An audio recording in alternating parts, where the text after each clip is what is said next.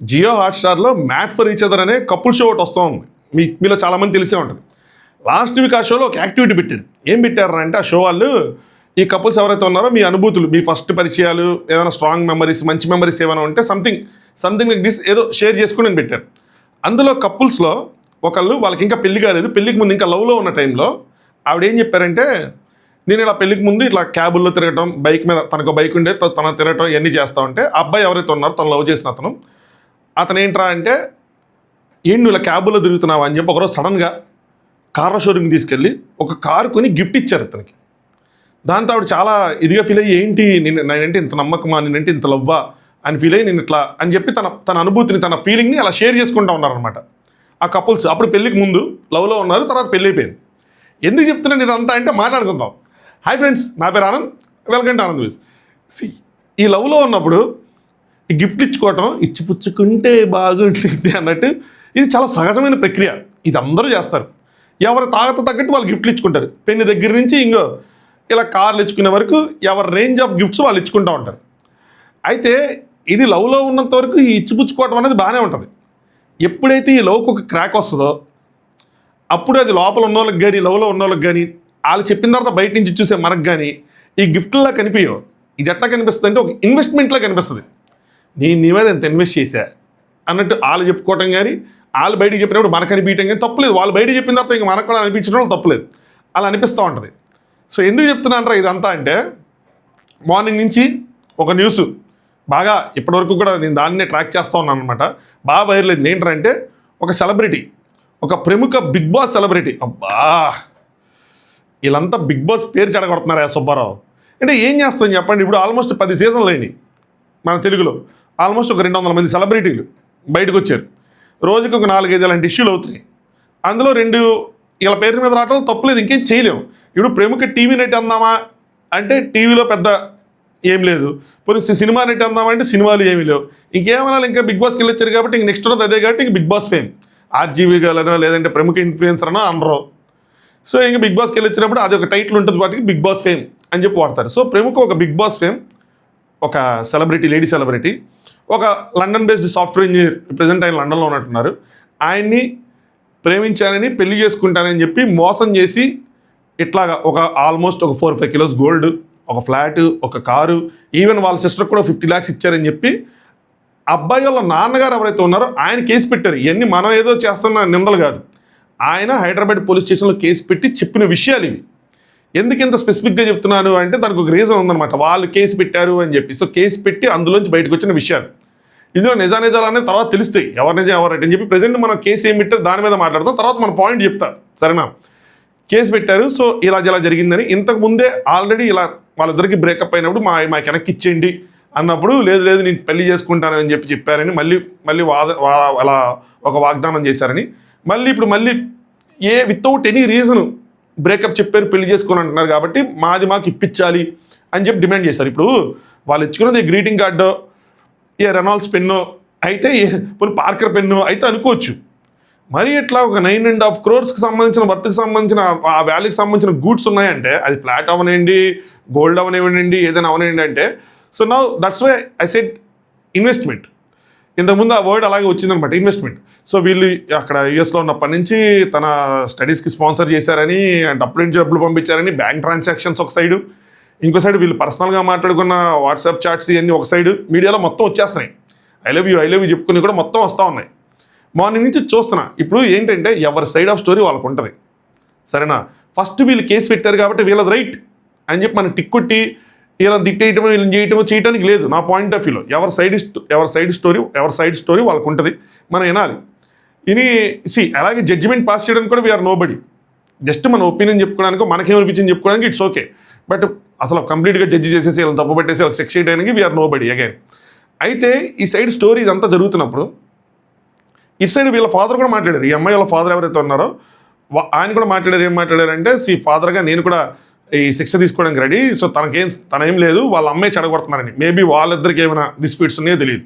అలాగే ఇటు సైడ్ ఏం చెప్పారు, ఈ అబ్బాయికి ఆల్రెడీ పెళ్ళి అయిందని, సో వీళ్ళు ఏదో కాల్ మనీ రన్ చేస్తారు, ఇలా డబ్బులు ఇలా వడ్డీకి తిప్పుతారని చెప్పి ఇవన్నీ చెప్పారు ఆయన. వీళ్ళేం చెప్పారు, ఆ విషయం తెలుసు ఆల్రెడీ ఎవరైతే ఈ అమ్మాయి ఉన్నారో, ఎందుకు పేరు చెప్పట్లేదని చెప్తా మీకు అర్థమైంది.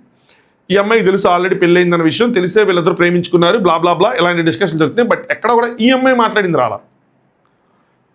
నేనేం ఎదురు చూశాను అంటే తిని చెప్తారేమో, నా సైడ్ ఆఫ్ స్టోరీ ఇది ఉంది, ఓపిక పట్టండి నేను చెప్తాను, సో అన్ని మీరు అన్నవి నిజాలు కాదు చాలా ఉన్నాయి, నేను చెప్తారేమో అని చెప్పి నేను ఎదురు చూసా. మార్నింగ్ నుంచి చూస్తాను మధ్యలో టింగ్ అని ఒక స్టోరీ పెట్టారు ఇన్స్టాగ్రామ్లో. ఏంట్రా అని చెప్పి ఓపెన్ చేస్తే ఏముందంటే, without my consent any news or false information that is passing through will be taken a severe legal action respect. సో ఎవరైనా ఏదైనా ఎక్కువ చేస్తే నేను నా పర్మిషన్ లేకుండా ఏదైనా ఇన్ఫర్మేషన్ పెడితే నేను లీగల్ యాక్షన్ తీసుకుంటాను. అందుకని పేరు చెప్పలేను, పేరు చెప్పకపోయినా ఇప్పుడు అందరూ తెలుసు కాబట్టి పెద్ద ఫరక్ పడదు నాకు తెలిసి.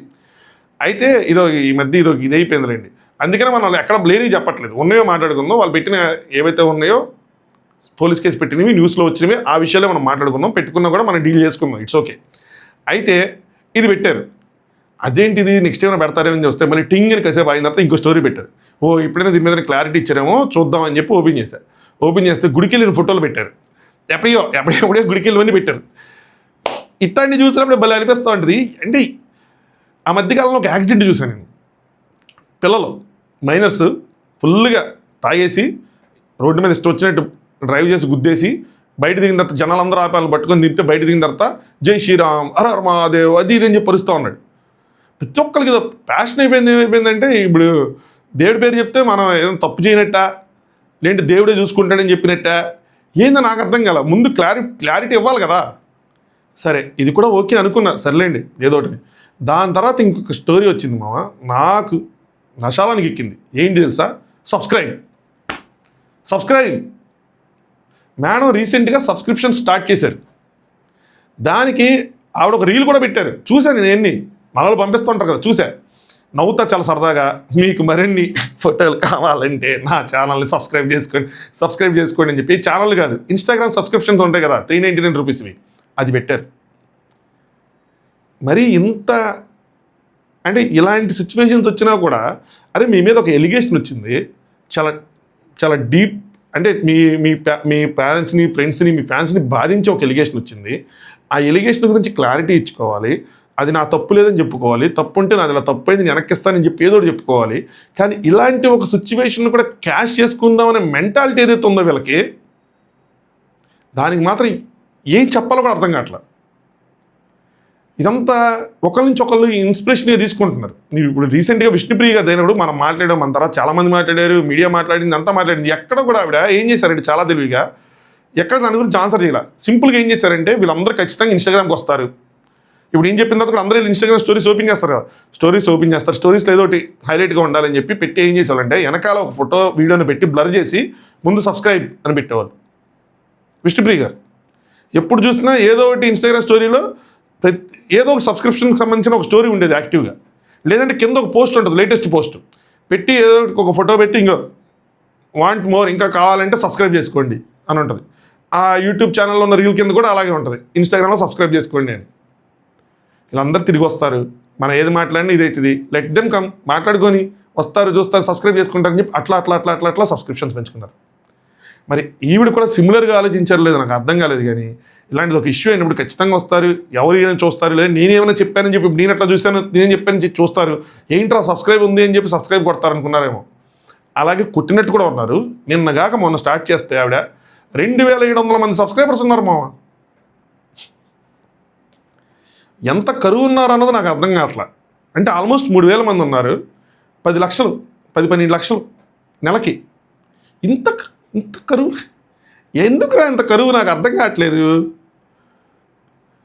అంటే నాకు అనిపిస్తుంది మనం ఒక లెవెల్ దాటేసినట్టు అనిపిస్తుంది. మరి ఆ ఏజ్లో ఉన్న వాళ్ళకి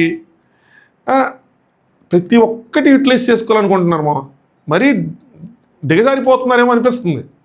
ఈ ఇన్ఫ్లుయెన్సర్ అనే వర్డ్ ఏదైతే ఉందో, సోషల్ మీడియా ఇన్ఫ్లుయెన్సర్ అనే వర్డ్, దాంతో ఏదైనా మనం మంచి చేయకపోయినా పర్లేదు, కానీ మరీ ఇలా క్యాష్ అవుట్ చేసుకోవటం, యూత్ని ఎక్స్ప్లాయిట్ చేయటం, అది ఎంతవరకు రైట్ అన్నది కూడా నాకు అర్థం కావట్లేదు. అంటే ఒక నెగిటివ్ థింగ్ని కూడా మీరు పబ్లిసైజ్ చేసుకొని దాన్ని కూడా ఒక మీకు సంబంధించిన ఇన్కమ్గా మార్చుకునేలాగా మీరు పోస్టులు పెట్టుకుంటున్నారంటే మిమ్మల్ని ఏమనాలో కూడా నాకు అర్థం కావట్లేదు. నాకు ఫస్ట్ ఇది విన్నప్పుడు ఓకే ఇటు సైడ్ స్టోరీ ఉంటుంది, మనం కంగారు పడకూడదు, లెట్ హెర్ సే ఏంటి ఏం జరిగింది ఏంటి అని చెప్పి చెప్తారు అది ఇది అనుకుంటే, అది వదిలేసి సబ్స్క్రిప్షన్స్ పెంచుకోవడానికి పోస్టులు పెట్టుకొని దాన్ని స్టోరీలో పెట్టుకొని సబ్స్క్రైబ్ చేసుకొని అంటాం. మీరు ఏం చెప్పాలనుకుంటున్నారు? సమాజానికి ఏం మెసేజ్ ఇస్తున్నారు? ఏంటి మీరు? మిమ్మల్ని అందరినీ ఇంత ల్యాక్స్ ఆఫ్ పీపుల్ ఎలా ఫాలో అవుతున్నారు, ఇంత కరువు బ్యాచ్ ఎంత ఉన్నారా? ఏం చూపిస్తున్నారంటే 2700 మంది సబ్స్క్రైబ్ చేసుకున్నారు ఇప్పటికిప్పుడు వారం రోజుల్లో. ఏం జరుగుతుంది మామ? మీరు ఇప్పుడు కొంతమంది అంటారు ఎవరిష్టం వాళ్ళది కదా మామ అని. కాదు మామ, ఎవరిష్టం వాళ్ళది కాదు, అలా కాదు. రేపు నీ వరకు వస్తే కానీ అది అర్థం కాదు. మీ పిల్లలకి అలాంటిది ఏదైనా చూస్తామంటే అప్పుడు ఎవరిని తప్పడతారు? మీ పిల్లోడు డిప్ప మీద కొట్టి మీ పిల్లోడిదే తప్పంటారా, ఇన్స్టాగ్రామ్ తప్పంటారా, పెట్టిన వాళ్ళు తప్పంటారా? మీరు ఆలోచించుకోవాలి అంతే. ఎవరి వరకు వస్తే కానీ వాళ్ళు తెలియదు. ప్రతిదీ ఇప్పుడు ఎవరిష్టం వాడదని చెప్పి బెట్టింగ్ వేసి ప్రమోట్ చేసేస్తాం, ఎవరిష్టం అని చెప్పి ఇట్లా సబ్స్క్రిప్షన్లు పెట్టేస్తాం, ఎవరిష్టం వాళ్ళని చెప్పి మా నచ్చింది మించి ప్రమోట్ చేసేస్తామంటే అవ్వదు కదా. లీగల్గా ఎలా అయింది ప్రతిదీ ఎథికల్గా రైట్ కాదు కదా. అది కూడా చూసుకోవాలి కదా. ఒక ఇష్యూ జరిగి మీ మీద ఒక బురద పడినప్పుడు దాన్ని తుడుచుకోకుండా దాన్ని క్యాష్ అవుట్ చేసుకుని ఆ బురదను అమ్ముకుంటున్నారు చూసారా. దీన్ని పొగడాలో తిట్టాలో కూడా అర్థం కావట్లా. మీరు చేసిన పెద్ద పెద్ద డిగ్రీలు ఎంబీఏలు ఇవన్నీ మీకు దీనికి ఉపయోగపడుతున్నాయి అని అనిపిస్తుంది నాకు. ఏం చదువుకున్నారో తెలియదు కానీ అందరూ ఒకళ్ళని చూసి ఒకళ్ళు వాళ్ళకే అంత సంపాదిస్తే నేనంత సంపాదించగలను ఇలాంటి ఫొటోస్ పెట్టి అని చెప్పి వీళ్ళని చూసి ఇంకొకరు చూసి ఇంకొకరు. కానీ వీళ్ళందరినీ సబ్స్క్రైబ్ చేసుకోవడానికి యాడ్ నుంచి వస్తున్నారా? మీరు ఎన్ని డబ్బులు ఉన్నారా మీ దగ్గర? 400 అనుకుంటున్నారా? 400 తర్వాత ఎంత ఇంపార్టెంట్ అయిందో తెలుసా మీకు? నాకు అది ఆశ్చర్యంగా ఉంది. ఆ విషయం నాకు షేర్ చేసుకోవాలనిపించింది. ఎలా ఉన్నారు వీళ్ళ థాట్ ప్రాసెస్లు, ఎలా ఉన్నాయి? ఇలాంటిది ఒక ఇష్యూ మన మీద ఏదైనా వస్తే మనం అసలు ప్యానిక్ అయిపోయి టెన్షన్ అయిపోయి చేతులకు స్వెట్ వచ్చేసి అరే ఏంట్రా మనం ఏం తప్పు చెప్పినా మన మీద కొన్ని ఎందొచ్చేసింది, ఏం చేయాలి నెక్స్ట్, మనం వణికిపోతాం. అవునా కదా? ఓ పోలీస్ కేసు అయిందంటే వణుకుతాం, షివరింగ్ వస్తుంది బాడీలో. అలాంటిది అది కూడా సబ్స్క్రైబ్ అని పెట్టారంటే ఏం చెప్పాలో కూడా నాకు అర్థం కావట్లేదు. చెప్పండి రా, డిలీట్ చేయమని ఏం లేండి కానివ్వండి, ఏం ప్రూవ్ చేసుకోవాలని కూడా చూసుకోండి. అందుకే స్క్రీన్ షాట్ తీసుకున్నా. అన్నీ మన సైడ్ స్టోరీ చెప్పటమో, మా సైడ్ ఇది జరిగిందనో, అప్పుడు మీ లవ్లో ఉన్నామనో, ఇచ్చిన గిఫ్ట్లు వెనక్కిస్తానో అట్లాంటిది ఏదైనా చెప్తే ప్రాపర్గా ఉంచి. లవ్లు చేసుకునే వాళ్ళు విడిపోకుండా ఉంటారు, పెళ్లి చేసుకునే వాళ్ళు విడిపోతున్నారు, లవ్ చేసుకునే వాళ్ళు విడిపోతారు కదా. విడిపోతారు. లవ్లో ఉన్నప్పుడు మీరు గిఫ్ట్లు ఇచ్చుకున్నారు, ఆయన దాన్ని హనీ ట్రాప్ అని చెప్పి ఆయన స్పెసిఫై చేశారు. సో అది కాదు, మేము ఇట్లా సీరియస్గా లవ్ చేసుకున్నాము, అప్పట్లో ఉంది లవ్, సో ఇప్పుడు లేదు, సమ్ రీజన్స్ ఎక్స్పెక్ట్ అయ్యి తను నన్ను ట్రీట్ చేశారు, ఇట్లాంటిది ఏదో చెప్తారు, గిఫ్ట్ వెనక్కి ఇచ్చేస్తున్నాను. ఈ జనరల్గా ఇచ్చేస్తారు కదా, ఇట్లా ఉంగరాలు తీసి ఇట్లా కొడతారు, ఏదో జరుగుతుంటాయి సినిమాలో ఏంటి చూపిస్తుంటారు కదా. సో వెనక్కి ఇచ్చేస్తున్నాను ఏం చెప్పి అట్లా ఏమైనా చెప్తారేమో అనుకున్నా. అదేమీ లేకుండా సబ్స్క్రైబ్ పెడితే చారే మైండ్ పోయిందిరా. ఏం చేద్దాం చెప్పండి? ఎవరిష్టం వాళ్ళది అని చెప్పి వదిలేద్దామా? వీటి గురించి మనం బోల్డ్గా మాట్లాడదామా? ఇది తప్పు అని చెప్దామా? ఇప్పుడు వీళ్ళని చూశారు కదా, వీళ్ళకి ఒక 10 లక్షలు వస్తుంది కదా, ఆవిడకి అంత ఇప్పుడు ఒక 25 లక్షలు వస్తుంది అనుకుంటా, ఇవిడికి ఒక 10 లక్షలు ఇంక స్టార్ట్ చేస్తారు. క్రమక్రమంగా ఏమైంది తెలుసా, మన ఇంటి వరకు వస్తుంది. ఇప్పటివరకు మనం చూడటం గురించే మాట్లాడాం.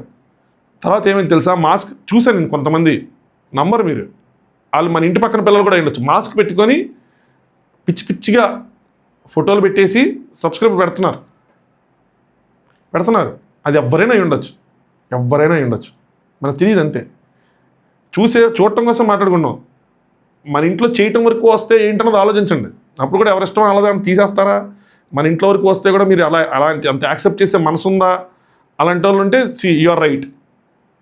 మిమ్మల్ని ఇంకా క్వశ్చన్ చేయడానికి కూడా ఎవడో అరుగుడు కాదు. లేదు మేము మా వరకు వస్తే మేము యాక్సెప్ట్ చేయలేము అనుకుంటే దీన్ని కూడా యాక్సెప్ట్ చేయకూడదు, అంతే సింపుల్. చేసుకునేవాడికి ఉండాలి కదా అంటే ఉండాలి, కానీ చేసుకునే వాళ్ళ ఏజు, వాళ్ళు ఎక్కడున్నారు ఏంటన్నా మనకు తెలియదు కదా. వాళ్ళ మైండ్ సెట్ ఎలా ఉంటుంది ఏంటన్నా తెలియదు. వాళ్ళు ఎంత చిన్నోళ్ళు, వాళ్ళు ఏం ఎక్స్పెక్ట్ చేస్తున్నారు, వాళ్ళ హార్మోన్స్ ఎలా వర్క్ చేస్తాయి, వాళ్ళకి ఇంత మెచ్యూరిటీ తెలియదు కదా. చేసుకున్న వాళ్ళకి డెఫినెట్లీ తప్పే, ఎందుకురా ఇవన్నీ అని చెప్పి. అదమ్మా సంగతి. మీరందరూ కొంతమంది ఏంటి కేసు అంటే కేసు సంగతి పక్కన పెట్టండి.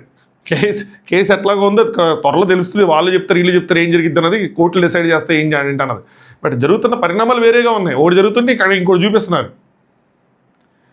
చలో, వీడియో నచ్చితే ఖచ్చితంగా లైక్ చేసి మీ ఒపీనియన్స్, మీ అమూల్యమైన ఒపీనియన్స్ని కామెంట్ చేయండి. కొత్తగా ఎవరైనా చూస్తే ఛానల్ సబ్స్క్రైబ్ చేసుకోండి. Thanks for watching. Anand news.